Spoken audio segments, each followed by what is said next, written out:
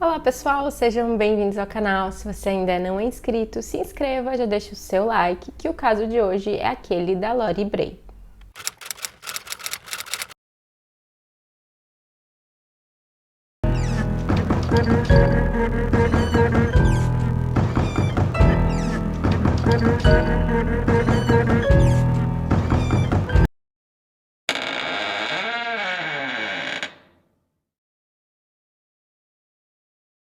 Lori Bray tinha 57 anos na época dos fatos. E ela vivia em uma pequena cidade com cerca de 7.000 habitantes, chamada Laurel, em Montana, nos Estados Unidos. A Lori tinha um filho chamado Justin, com quem ela falava todos os dias. Ela também tinha 5 netos, vários irmãos e irmãs e 8 sobrinhos. Ela levava uma vida bem tranquila e ela vivia com seus cachorros. Ela amava animais, principalmente cães, e ela sempre dava lar temporário aos cães que precisavam ali de um lugar para ficar até serem adotados. E a Lori trabalhava no cassino da cidade. No dia 1º de outubro de 2019, os colegas de trabalho da Lori estranharam quando ela não apareceu para trabalhar. E a chefe da Lori, que se chama Cat, a Cat ela foi avisada e quando ela estava a caminho do trabalho, ela viu de longe o que parecia ser o carro da Lori. O carro estava parado de uma forma estranha em um cruzamento, em uma área em que tinham vários campos e plantações. E aquele local não era ali caminho da casa para o trabalho da Lori.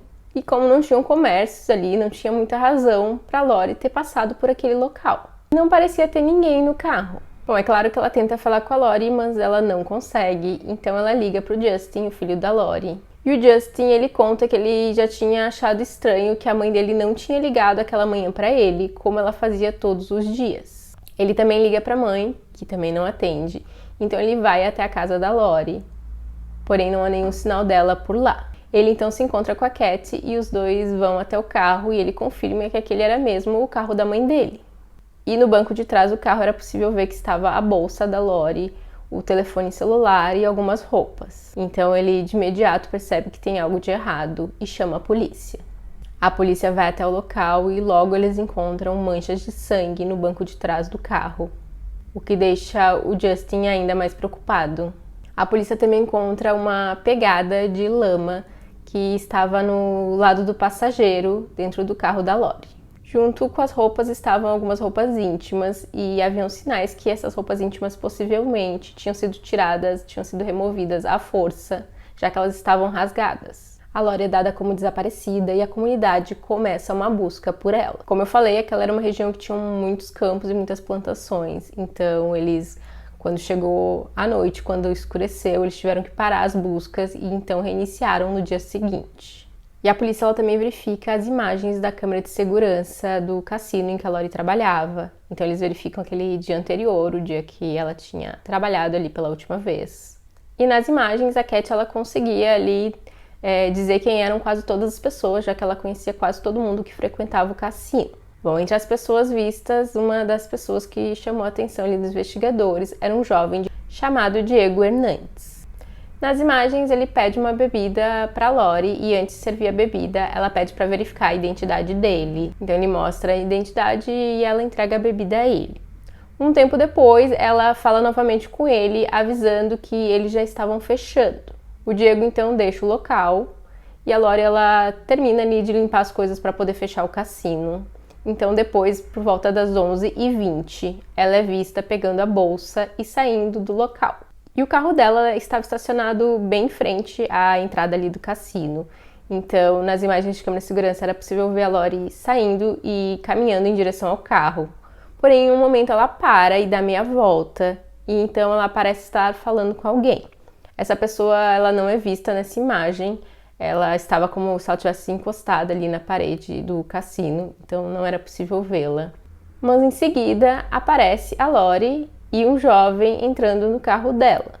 A polícia identifica esse jovem como sendo o Diego e acredita-se que ele tenha pedido uma carona para ela, por isso que ela deu ali meia volta, conversou com ele e ela teria aceitado dessa carona para ele. O Diego, que na época estava com 22 anos de idade, conversa com a polícia e ele confirma que era mesmo ele ali nas imagens.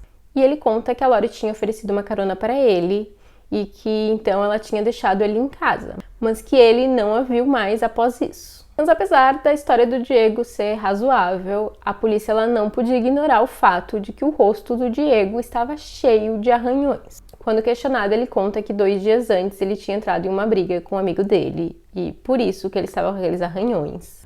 E a polícia consegue encontrar esse amigo e o amigo confirma que eles tiveram uma briga 2 dias antes, porém ele diz que ele não havia arranhado o rosto do Diego.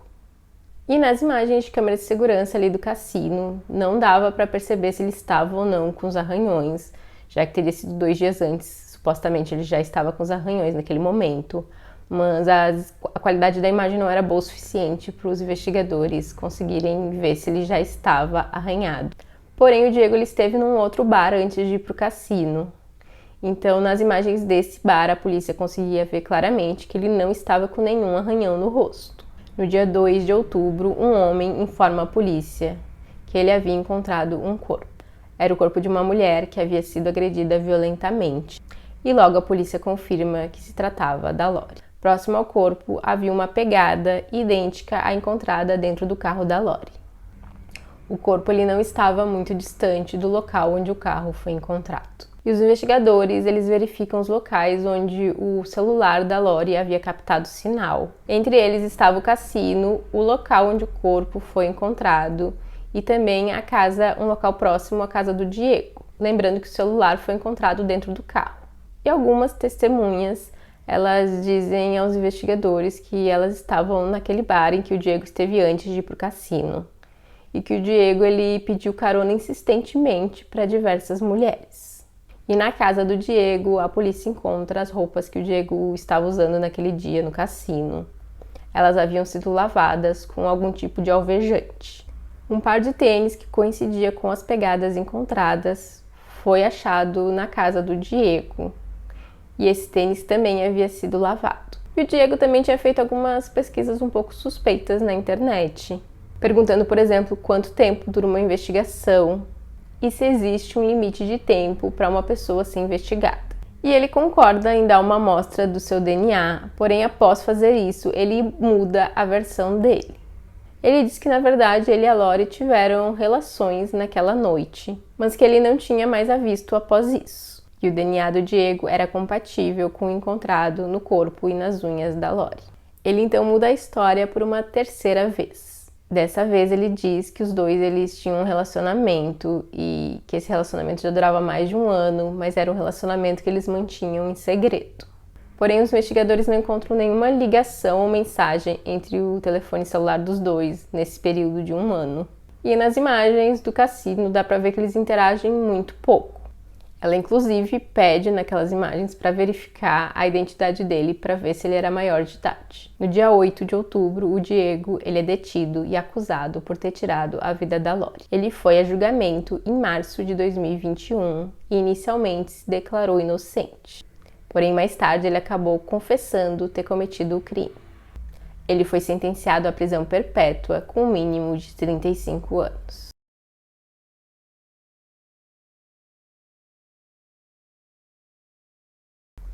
E é isso, esse foi o caso de hoje. Eu espero que vocês tenham gostado do vídeo. Não esquece de deixar seu like, compartilhe esse vídeo com alguém que você acha que pode gostar desse conteúdo e até o próximo vídeo.